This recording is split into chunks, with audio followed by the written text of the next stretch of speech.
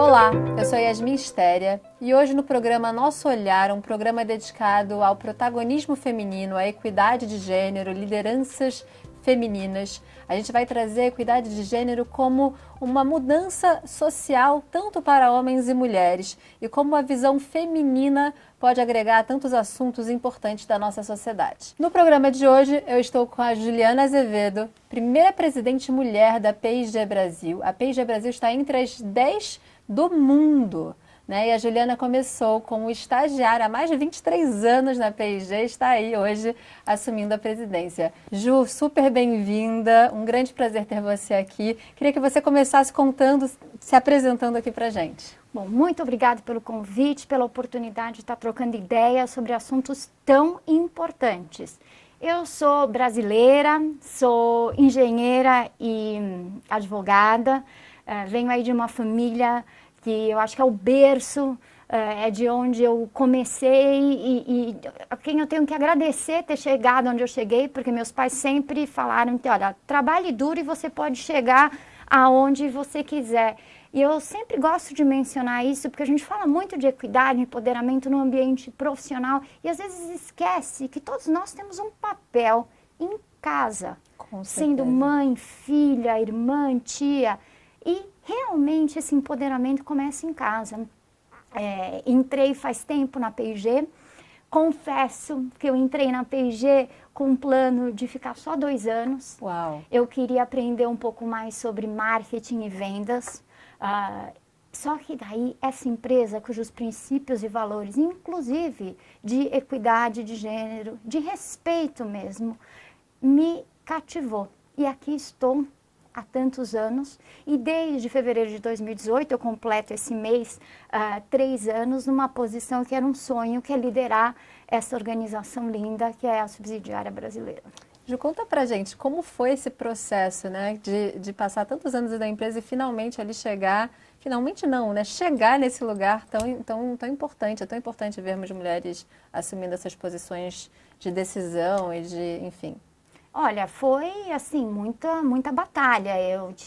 Fui galgando, né? Ao longo desse período, eu fiz a segunda faculdade, eu já estava na Procter quando eu estudei Direito, eu fiz o grosso da minha carreira em marketing, mas eu tive a oportunidade de trabalhar em vendas, que foi super enriquecedor, mas um ambiente extremamente masculino, onde eu vivi o contraste de dentro da empresa, um ambiente saudável, um ambiente onde não vivia nenhum preconceito, mas de repente externamente, sim, com uma certeza. realidade completamente distinta.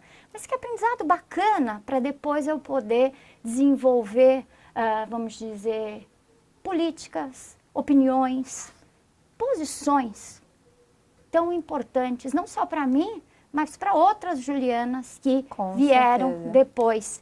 Eu trabalhei o grosso da minha carreira aqui no Brasil, depois eu tive a oportunidade de me mudar para o Panamá. Foi um período interessante, porque eu liderava a categoria de beleza para a América Latina, e eu mudei para o Panamá, mas minha família ficou aqui no Brasil. Então, eu viajava praticamente toda semana. Não era legal para minha família se mudar, meu marido e meu filho, naquele período. O esquema funcionava para nós, mas foi um período de muita crítica externa. Então, a resiliência da Juliana foi importante de acreditar que aquilo era o que era bom para nós, mas talvez não fosse o convencional. E depois disso nós mudamos, aí sim como o pequeno núcleo familiar inteiro, para Cincinnati, onde é a sede da companhia. Eu tive a oportunidade de liderar globalmente uma marca linda, que é a nossa marca Always, é a nossa marca ícone de empoderamento feminino. Com certeza, presente em mais de 130 países e depois retornei para cá.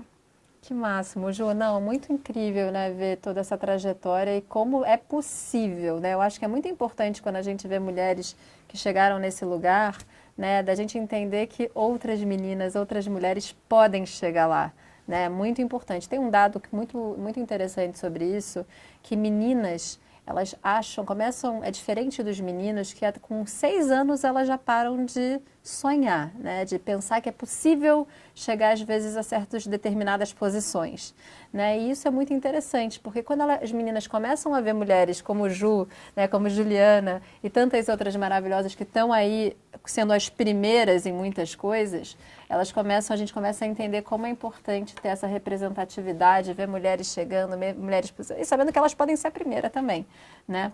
Eu quero trazer um assunto aqui pra gente, que eu acho que é um assunto muito importante nesse momento, que é o assunto, obviamente, da pandemia, né? A gente está aí vai fazer um ano que essa pandemia toda começou fortemente aqui no Brasil, no mundo um pouco mais de tempo, e como isso afetou as mulheres, né? Como a pandemia, ela evidenciou problemas que a gente já tinha e assim, potencializou, né? Então, quando a gente vai olhando para dados, né, 35% das mulheres perderam empregos e 39% das mulheres com filhos perderam emprego.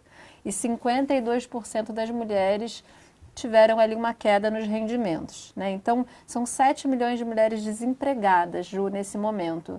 E fora os dados de violência que aumentaram em mais de 50%. Estou trazendo aqui só um contexto do que a gente está vivendo. Muitas mulheres tiveram também que abrir mão do trabalho porque estavam sem ali o apoio das creches. Então, entre o trabalho e os filhos, né, sempre ali no casal, enfim, na família, a mulher acabou assumindo essa posição. Ou seja, a pandemia tem sido ali um lugar, um espaço que... Um espaço não, né? Um momento de vida que muito difícil para as mulheres. Eu queria muito ouvir você, porque eu acho que a gente precisa, nesse momento, pensar também juntos, né? Quais são as mudanças que a gente pode promover? O que a gente pode tirar disso tudo que a gente está vivendo? O que a gente imagina? Olha, a história nos ensina que em momentos críticos como esse, né, e a pandemia ela se assemelha a uma transformação como as grandes guerras. Claro. As maiorias minorizadas elas sofrem. E os números que você mostrou, eles evidenciam isso.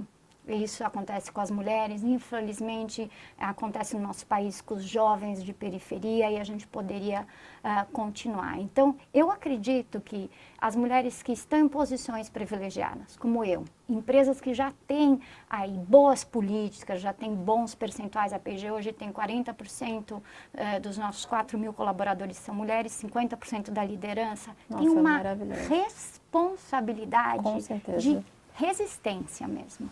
Não vou dizer para você que a gente não teve as nossas dificuldades. Claro. Dos nossos 4 mil colaboradores, 3 mil, por exemplo, ficaram na rua, porque nós temos as fábricas.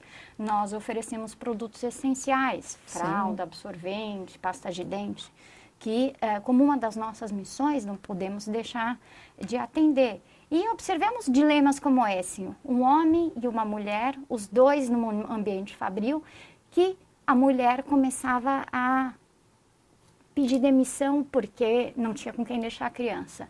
Mas nós atuamos com políticas, com uma remuneração diferenciada, com um trabalho de turnos. Olha, isso com o que a gente chamaria de flow to work, ou seja, que outro trabalho essa mulher poderia realizar, de tal forma que nós não perdêssemos essa profissional. Esse talento, esse talento, por causa disso. E quando a gente vira para os nossos trabalhadores que ficaram em casa, são outras tensões, porque a gente sabe que essa mulher que ficou em casa também teve mais trabalho. Ela em casa acumulou mais tarefas. Sim. Então a gente tem um programa chamado Vibrant Living, foi até premiado ano passado, e a gente pivotou esse programa para, desde o início da pandemia, trabalhar a saúde mental. Maravilhoso. Isso é uma das coisas que mais precisa ser trabalhada. E a gente trabalhou coisas do tipo exercícios para a mãe e o pai com a criança. Reconhecendo que você está lá em casa, que tem uma criança, que tem... Então, reconhecendo esse ambiente diferenciado e buscando palestras com psicólogos, como você vai conversar com o seu companheiro, que talvez ele tenha que pegar atividades... Para dividir aqui as atividades de casa. Com você. Então, realmente, temas muito, muito atuais. Mas acho que a gente tem que fazer mais. Nós temos tentado atuar no âmbito social, através uma das nossas pernas sociais, a United Way, para multiplicar parte desses programas e muitos dos nossos parceiros. É muito importante, né, Ju? Acho que você provavelmente deve pensar parecido comigo nesse sentido, como as empresas têm de fato uma responsabilidade social, que não é nem só responsabilidade social, é uma atuação real num momento como esse. Acho que a pandemia mostrou isso, mostrou quais empresas estão tendo esse cuidado, porque com isso, obviamente, né, você cria políticas, como você falou, não dá para depender só do governo, por exemplo. Né? A empresa tem a sua responsabilidade também, até para reter seus próprios profissionais e seguir crescendo, tem ali, com certeza, como contribuir para a sociedade. Uns dados que você trouxe, né, que você falou aqui, super interessantes, que, obviamente, as mulheres ali tiveram que assumir mais ainda o papel, às vezes, de cuidar dos filhos, né, às vezes dos idosos até, enfim, de pessoas com PCD. Então, tem um dado que fala que 72% das mulheres, elas tiveram um aumento ali do cuidado com os filhos, com os idosos e com pessoas que são PCD. Então, isso é muito interessante entender que a PG está tendo essa preocupação mesmo de falar, não, vamos dividir, né? Porque como que a mulher consegue chegar no seu potencial se ela também tem que agora aumentou ali 70% a mais de cuidados, né? Você sabe que eu te falei um pouquinho do que a gente fez dentro com o nosso universo dos nossos funcionários, Sim. né? Uma outra frente de atuação é a voz das nossas marcas, porque realmente as Claro. marcas, elas se comunicam todo dia, né? Bens de consumo, que estão presentes em 9 de cada 10 lares, eles moldam a sociedade. Com certeza. Então, a gente tem marcas como, por exemplo, o Ariel, que é um nosso detergente de roupas, cuja missão dele é tentar realmente falar que compartilhar faz bem. Mas até a forma como a garrafa é pensada, a instrução, é para facilitar, pensando que alguns moços, homens, vão lavar roupa pela primeira vez e deve ser uma experiência positiva, mais fácil, entendeu? E mais Ótimo. positiva, gerando conteúdo nesse sentido, valorizando e celebrando aquele companheiro, aquela companheira que realmente compartilha a tarefa. A mesma coisa Pampers, aquele pai que troca a fralda, que dá banho, que acorda de noite. Ressignificar um pouco esses papéis, né, Ju? Com então, certeza. assim, entender que quando a gente fala de equidade de gênero, né, e que homens e mulheres têm as mesmas possibilidades e que isso, sim, traz para o nosso país e para o mundo, obviamente, mais segurança, mais prosperidade, mais equilíbrio, estabilidade ali do governo, porque não só do governo, né, do país como um todo, a gente entender também dentro de casa como essas mudanças podem acontecer, porque de dentro de casa vai para a sociedade, né? Porque mesmo antes da pandemia, um dado parecido com o que você compartilhou, é que 7 em cada 10 mulheres têm 8 horas a mais de trabalho, Sim, ou seja, um dia a mais. É isso.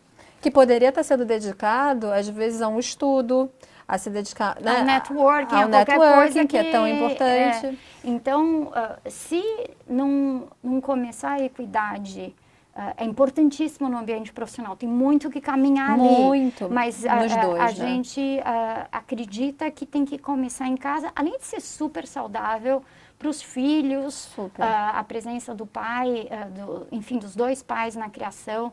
No meio da pandemia, a gente tem muito orgulho que nós pudemos alterar a licença paternidade para 8 semanas remunerada. É uma mudança cultural e é uma política de equidade de gênero. Não, maravilhoso. Essa política, eu juro, eu acho que para mim é uma das mais importantes a serem, de fato, implementadas pelas empresas, né? A gente vê que, não sei se você, obviamente, deve ter acompanhado tudo, né? Assim, a Islândia é um caso, obviamente que a gente está falando da Islândia, né? Uma realidade bem distante da brasileira. Mas, de toda forma, você vê lá como um exemplo, né, a mudança cultural que a licença paternidade trouxe para a sociedade. Então, o homem é responsável pelos filhos também quanto as mulheres. A relação dos filhos com os pais melhoraram, né? Diminui a violência, muda ali todo... As mulheres, quando voltam, hoje aqui no Brasil, quando voltam, tem um estudo que mostra que quando voltam de licença maternidade, né, 50% ainda são demitidas. Então, tem uma cultura ali que ainda está culturalmente, apesar da lei, estruturalmente, ter ali uma cobertura culturalmente isso ainda é uma coisa que precisa mudar. Quando você implementa como uma P&G algo como esse, é muito importante, é muito, muito importante. E agora eu acho que o grande desafio é trazer essa novidade para os homens, né? Para eles de fato assumirem e tomarem esse lugar. Exatamente, porque é uma mudança de política, mas que demanda uma mudança cultural, que eles abracem com orgulho e não com vergonha, né? Exatamente, exatamente. Então, Eu queria trazer agora um caso que eu acho que pode ser legal você comentar, da Gillette, né? Que teve um case super grande enfim, uma campanha muito grande sobre masculinidade e tudo mais. Conta pra gente um pouco sobre isso. Gillette, enfim, uma marca tão antiga, né? E ela sempre foi, né? Tratou a masculinidade sobre um ângulo muito, acho que até limitado por muito tempo. E nos últimos anos ela redescobre o que é a masculinidade, né? O que é ser um homem 100% pleno. E descobre um homem aí muito multifacetado, né? Esse homem que está pronto para a vida e para os diferentes papéis dele. E eu acho que a marca está com uma coragem linda em estar apresentando esse homem novo da Gillette, que a marca quer apoiar, que é um homem... Tem aquele grupo mais tradicional esse homem, exato, vamos trazer esse nome. A descrição mais tradicional, mas tem o homem aí, o mais sensível, o mais vulnerável, muito mais multifacetado e interessante, que eu acho que é a proposta de hoje em dia. E isso influencia, inclusive, na inovação de produto, porque no passado, os nossos produtos, eles eram simplesmente, né? Os nossos cientistas agora estão me xingando, perdão, eram muito focados na remoção do pelo, remoção da mais rente, porque nós estávamos atrás daquele homem que estava atrás, né? Daquela rigidez, daquele perfil, vamos chamar assim, tradicional. Mas hoje em dia, a gente tem um homem, reconhece que existem homens com pele sensível. Super. Pega um menino com acne, vai tentar fazer barba quando você está com acne, ou uma pessoa mais idosa que começa a ter rugas, é difícil você fazer, então você começa a ter toda uma linha de produtos. Que tem quase um lado mais empático, que né? É totalmente, talvez, a miopia que a marca estava tendo, de ter uma definição muito limitada de quem é o homem. De quem é o homem não permitia nem que a gente desenvolvesse produtos na remoção do pelo, no barbear perfeito, mas que fosse realmente o que cada homem precisava, né? Ju, você trouxe um ponto muito interessante, né? Que você falou, né? Os homens são múltiplos, né? A gente tem uma pluralidade de homens, temos homens de várias formas, né? De vários jeitos também, né? Não existe uma única fórmula. E a mesma coisa com as mulheres, né? Nossa, então, ainda com um número maior ainda. Então, é muito importante porque quando a gente está falando, né, desse assunto todo, parece que a mulher que se libertou, a mulher que chegou na liderança, ela é de um jeito, né? E tem esse perfil, ou não tem. E você é mãe, por exemplo, né? E você é um grande exemplo. Cheguei na liderança, sou mãe, tenho a minha família, tudo. Conta um pouco disso pra gente. Na verdade, eu acho que por exceção de competência, que eu acho que é o que define as mulheres que chegaram em grandes posições, competência, dedicação, de resto, cada uma é tão diferente, exato, tão fantástica. E que traz a sua história. Quando me perguntam, né? Que dica você dá para alguém, eu falo, gente, descubra a sua luz. Porque com a inteligência artificial, robô a gente está construindo. A gente não quer robozinho. O que cada empresa quer é justamente essa luz, esse brilho, essa magia que cada um tem, que as pessoas têm que, obviamente, descobrir, acreditar e se dedicar a elas, né? Claro, não acorda e vem com a sorte, né? Não vem, é com um trabalho duro. Eu sou bem disciplinada, adoro estudar, adoro aprender formalmente, aprender com pessoas. Sim. Não, aprender tudo. A gente tem que continuar sempre aprendendo. Ainda mais agora que o mundo está dando tantas voltas. A tecnologia mudou tudo, né? Essa pandemia também foi aí a grande mudança no mundo digital, né? Mas eu acho que principalmente sendo você mesmo, porque a autenticidade é fundamental. Da mesma forma né? que os consumidores hoje, eu acho que mais cedo ou mais tarde rechaçam uma empresa ou um produto ou um serviço que não é autêntico, você mesmo não vai se sustentar se você estiver se apresentando como um profissional, uma pessoa que não é aquilo. Não funciona, nem a curto nem a longo prazo, né? Eu acho que cada vez mais, assim, as pessoas querem verdade, né? E as marcas também, e as pessoas buscam verdades das marcas, né? Elas querem se comunicar. Eu acho que a coisa toda da rede social, ela trouxe uma proximidade, né, da marca com o consumidor, que provavelmente deve até, inclusive, mudar a forma que se faz produtos, né? Eu acredito que isso deve ter feedbacks muito mais rápidos, você entende as demandas, tudo mais, muito mais... Muito mais rápido, com certeza. E a liderança também. A gente, hoje em dia, a Procter nunca foi uma empresa com uma hierarquia muito rígida, né? Como cultura, uma empresa americana, você sempre teve os níveis hierárquicos, mas um diálogo muito próximo, se eu comparo com empresas europeias, ou mesmo as empresas nacionais. Mas aí, quando você traz, mais uma vez, as redes sociais, é muito fácil você falar a qualquer nível, falar com qualquer nível. Então, super, é incrível. A organização democratizou. Está oxigenada e você realmente não depende que o gerente comunique ao diretor. Se você estiver aberto, você vai saber o que está acontecendo e você vai poder atuar. E Ju, só para a gente finalizar aqui toda a nossa conversa, né, trazendo um pouco aí esse momento que a gente está vivendo de vacina, de pandemia, né? O que você vê agora, pensando para o futuro, quais soluções que a Procter você vai fazer com a Procter aí nos próximos meses para tudo o que está acontecendo?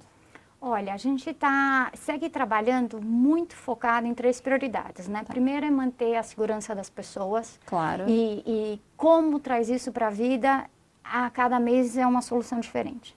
Segundo é garantir o abastecimento, né? E terceiro, o que a comunidade necessita. Nós temos, por exemplo, uma operação grande em Manaus. Em janeiro eu gastei bastante tempo no negócio de como mandar oxigênio para lá, por exemplo. Aí como é importante. Então, agora vamos mandar usina para lá de oxigênio. Então, essas são os nossos 3 focos de curto prazo. E fazendo isso tudo, buscando sempre inovar e buscando usar essa crise para achar uma versão melhor de nós mesmos. Isso, com certeza. Então, se é na agenda de cidadania, nós não vamos deixar que os nossos índices de equidade de gênero, de inclusão, de orientação sexual, étnico-racial vão para trás. Não, a minha meta é que a gente vá para frente. Até porque em momentos de crise, né, quando a gente tem uma pluralidade de pessoas com visões diferentes do mundo atuando para soluções, você tem com certeza ali, você consegue com certeza criar coisas muito melhores, né, para solucionar. E é com isso que a gente está comprometido. Então, desenvolver produtos melhores e mais rápidos. A gente tem um centro de inovação aqui, que é um privilégio, só existem 13 no mundo e um deles está localizado no Brasil. Então, como a gente pode aproveitar esse momento para desenvolver produtos mais rápidos e melhores para o consumidor brasileiro, produtos que não só tenham funcionalidade, mas que tenham uma prestação de serviço mesmo para esse consumidor. E desenvolver formas da gente trabalhar, que a gente não vai voltar a trabalhar da mesma forma. Claro, não vai ser como está agora. Mas qual é esse futuro? Então é isso. A P&G está trabalhando, ficou home office? Como ficou isso? Hoje estamos em home office. Bom, os 3 mil da fábrica seguem na fábrica, né? E do ponto de venda. Nesse exato momento nós estamos em home office, mas nós tivemos por 4 meses o escritório aberto, com 25% das pessoas trabalhando, justamente testando os protocolos e aprendendo o que vai ser esse modelo novo. Então, daqui a alguns meses a gente volta. Para entender, exato. Mas já volta, já Com um novo formato. Com um novo formato. Não volta no passado, volta nesse novo formato. Eu acho que esse momento... Muito mais eficiente. Esse momento traz justamente essa possibilidade Exatamente. de inovar. Então, nós queremos melhorar. Queremos usar essa crise para crescer mais, para fazer melhor para nós e para o Brasil. Maravilhoso, Jo. Acho que última pergunta para a gente finalizar o nosso papo, que eu vou sempre terminar desse jeito. Qual que é o futuro que você vê para meninas e mulheres? Olha, eu vejo um futuro brilhante, porque eu realmente acho que o que essa pandemia mostrou é que num momento de incerteza, infelizmente eu acho que o mundo vai viver mais momentos de incerteza, Sim. em que nós temos que liderar sabendo perguntar mais, reconhecendo que eu não sei, reconhecendo que eu preciso pedir ajuda.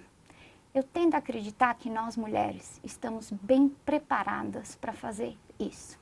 Então, é isso, gente. Vamos ocupar o nosso lugar que o mundo precisa. Com certeza. Cada vez mais, né, Ju? Com certeza. Super obrigada. Obrigada a você. Muito, muito obrigada pelo papo. E, pessoal, até a próxima. Super obrigada mais uma vez.